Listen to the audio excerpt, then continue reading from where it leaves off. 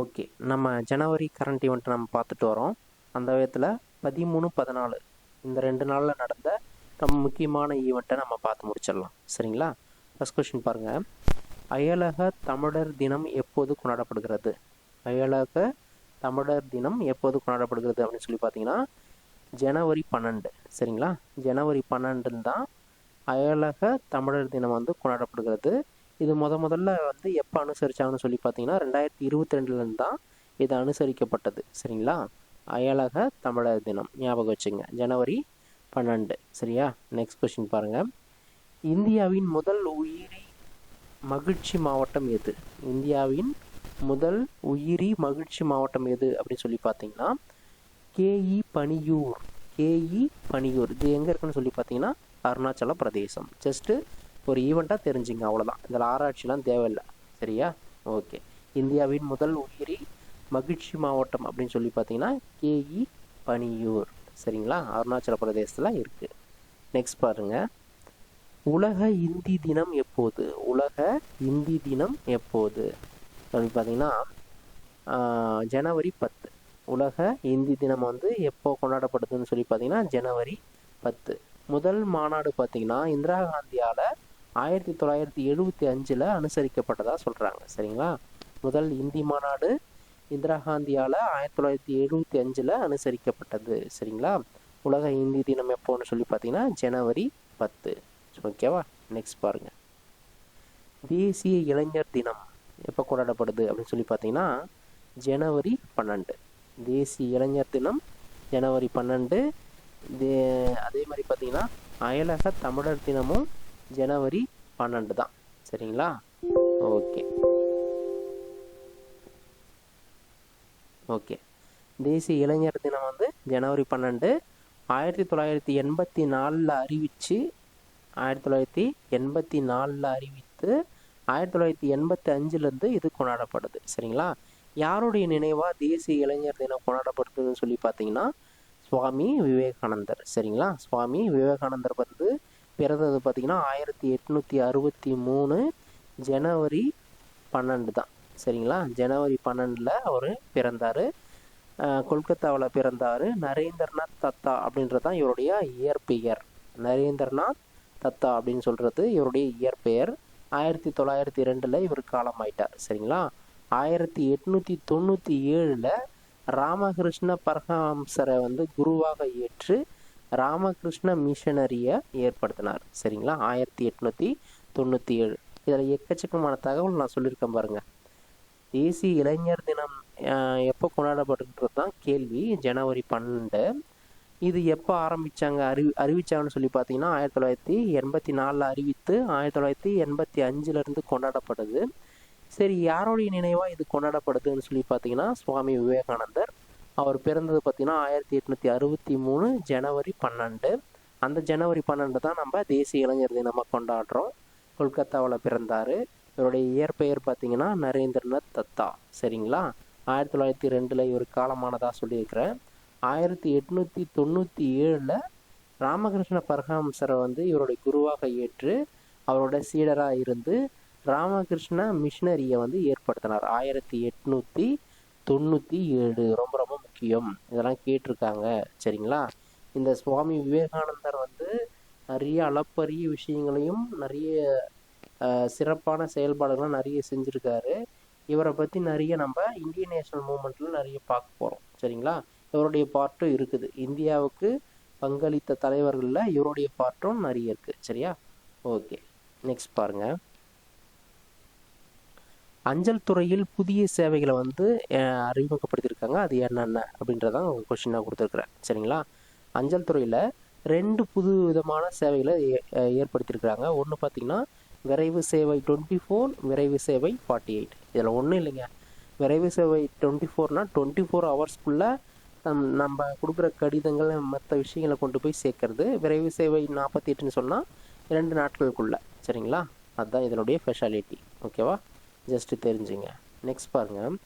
பிரதான் மந்திரி ராஷ்ட்ரிய கிருஷி விகாஸ் யோஜனா. பிரதான் மந்திரி ராஷ்ட்ரிய கிருஷி விகாஸ் யோஜனா எப்போது ஆரம்பிக்கப்பட்டது அப்படின்னு சொல்லி பார்த்தீங்கன்னா 2007. ஞாபகம் வச்சுங்க. அதனால் ஸ்கீமு ஞாபகம் வச்சுக்கணும். ஸ்கீமை பொறுத்த வரைக்கும் தமிழ்நாடு இந்திய ஸ்கீமு ரொம்ப ரொம்ப முக்கியம், தெரிஞ்சு வச்சுக்கணும். சரியா? ஓகே. பிரதம மந்திரி ராஷ்ட்ரிய கிருஷி விகாஸ் யோஜனா 2007 தொடங்கப்பட்டது. இதனுடைய முக்கிய பங்களிப்புன்னு சொல்லி பார்த்தீங்கன்னா விவசாயம் மற்றும் அதனை சார்ந்த நிதி குடை, அதுக்கு சம்மந்தப்பட்ட விவசாயத்துக்கும் அதனுடைய சார்ந்த விஷயத்துக்கும் நிதியை வந்து அளிக்கிறது தான் இதனுடைய திட்டத்துடைய முக்கியமான பிரதான நோக்கம். சரியா? ஓகே. நெக்ஸ்ட் பாருங்க. இந்தியாவின் முதல் இறையாண்மை செயற்கை நுண்ணறிவு பூங்கா எங்கு அமைக்க ஒப்பந்தம் செய்யப்பட்டுள்ளது அப்படின்னு சொல்லி பார்க்கலாம். இல்லை ஒப்பந்தம் செய்த மாநிலம் எது? சரிங்களா? இந்தியாவின் முதல் இறையாண்மை செயற்கை நுண்ணறிவு பூங்கா அமைக்க ஒப்பந்தம் செய்த மாநிலம் எதுங்க? தமிழ்நாடு. சரியா? ஓகே. நெக்ஸ்ட் பாருங்க. தமிழ் மொழி மற்றும் சமூக மேம்பாட்டிற்கு உழைக்கும் அறிஞர்களுக்கு வழங்கும் விருது என்னங்க? திருவள்ளுவர் விருது. சரிங்களா? தமிழ் மொழி மற்றும் சமூக மேம்பாட்டிற்கு உழைக்கும் அறிஞர்களுக்கு வழங்கக்கூடிய விருது பார்த்தீங்கன்னா திருவள்ளுவர் விருது. சரிங்களா? திருக்குறளின் கொள்கைகளை பரப்புவர்களுக்கும் இந்த விருதுகளை வந்து பார்த்தீங்கன்னா திருக்குறளுடைய கொள்கையை பரப்புறாங்க இல்லையா, அந்த அறிஞர்களுக்கு 1986 இது வழங்கப்பட்டு வருது, திருவள்ளுவர் விருது. சரிங்களா? ஓகே. நெக்ஸ்ட் 9வது கொஸ்டின் பாருங்க.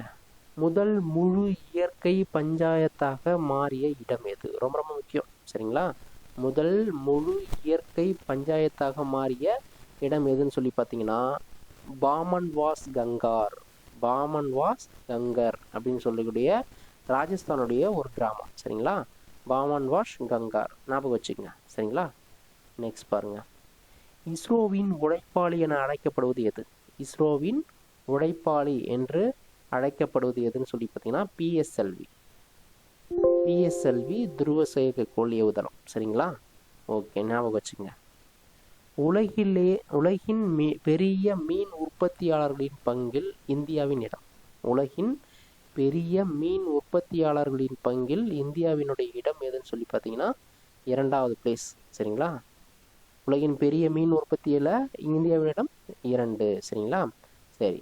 இது எதுக்கு ரொம்ப முக்கியமான விஷயங்கள்லாம், இந்த மீன் உற்பத்தியில் மத்திய அரசு நிறைய கவனம் செலுத்துகிறாங்க.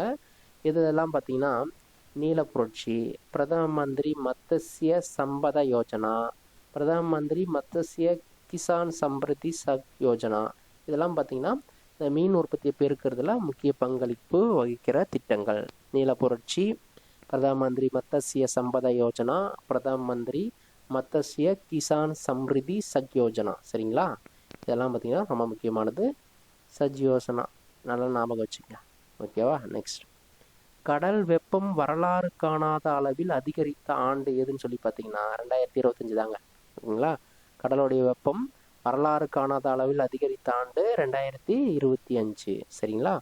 ஓகே. நெக்ஸ்ட் பாருங்க. காமன்வெல்த் சபாநாயகர் மாநாடு எங்கு நடைபெற உள்ளது? காமன்வெல்த் சபாநாயகர் மாநாடு எங்கு நடைபெற உள்ளது அப்படின்னு சொல்லி பார்த்தீங்கன்னா டெல்லியில் தான் நடக்குது. ஜனவரி 15 நடந்தது. இதில் மொத்த உறுப்பினர்கள் பார்த்தீங்கன்னா 56 நாடுகள். சரிங்களா? ஓகே. நெக்ஸ்ட் பாருங்க. பாராளுமன்ற நடவடிக்கைகள் எத்தனை மொழிகளில் கிடைக்கும்? பாராளுமன்ற நடவடிக்கைகள் எத்தனை மொழிகளில் கிடைக்கும் சொல்லி பார்த்தீங்கன்னா ரொம்ப ரொம்ப முக்கியமானது, கான்ஸ்டியூஷன் சம்மந்தப்பட்டது. பாராளுமன்றம் இருக்கு இல்லையா, லோக்சபா, இந்த லோக்சபாவில் நடவடிக்கைகள்லாம் எந்தெந்த மொழிகளில் பயன்படுத்துகிறாங்க அப்படின்னு சொல்லி பார்த்தீங்கன்னா 22 மொழிகள். சரிங்களா? ஞாபகம் வச்சுக்கோங்க. அரசியலமைப்பு சட்டத்தால் அங்கீகரிக்கப்பட்ட மொழிகள்னு சொல்லி பார்க்கும்போதும் 22 தான். ஞாபகம் வச்சுக்கணும். கூடுதல் தகவல் இதெல்லாம். ஓகேவா? நெக்ஸ்ட் பாருங்க. 2 புதுவிதமான தவளைகள் கண்டறியப்பட்ட இடம். புதுவிதமான 2 தவளைகளை வந்து கண்டறிஞ்சிருக்காங்க. அந்த இடம் பார்த்தீங்கன்னா எதுங்க? அருணாச்சல பிரதேசம். சரிங்களா? ஓகே. நெக்ஸ்ட் பாருங்க.